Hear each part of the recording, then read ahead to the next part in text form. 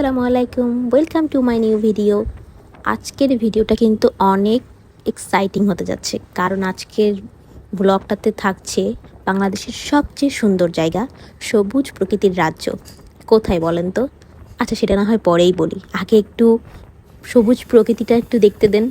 তো আজকে আমি কোথায় এসেছি, কিভাবে এসেছি, সেটা নিয়েই আজকের পুরো ভিডিওটা থাকবে। আর এই জার্নিটা শুরু হয়েছিল আমার রাত থেকে। রাতে আমি ঠিক 10টার সময় আমার বাসের জন্য বের হয়ে পড়েছিলাম। আমার বাস ছিল 12টায়, কিন্তু বাস আসতে লেট করেছিল। তবুও আমি কিন্তু 10টায় বের হয়ে পড়েছিলাম, আমি জানতাম না আমার বাস এত লেট। সো আমি এই যে লাগেজ নিয়ে আমার বাসের জন্য ওয়েট করতেছিলাম।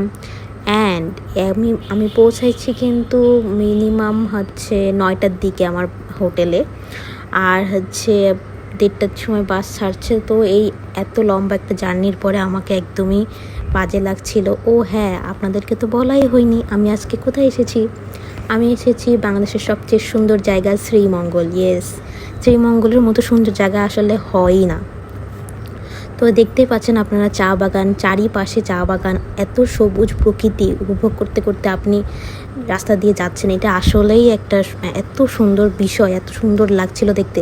তো আসলে আমরা এসেছিলাম এখানে লাঞ্চ করতে মিনিমাম আমরা 3টা-4টার সময় এসেছিলাম। আর এখানে কিন্তু সবাই লাঞ্চ আর ডিনার করতে আসে।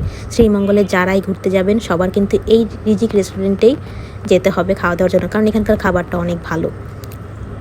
তো আমি এসে গেছি, এখন দেখতে পাচ্ছেন একটু এক্সপ্লোর করার জন্য আমাদের এই শ্রীমঙ্গলটা বিকালের বেলায় এত সুন্দর লাগে যদি রোদ উজ্জ্বল থাকে আবহাওয়াটা।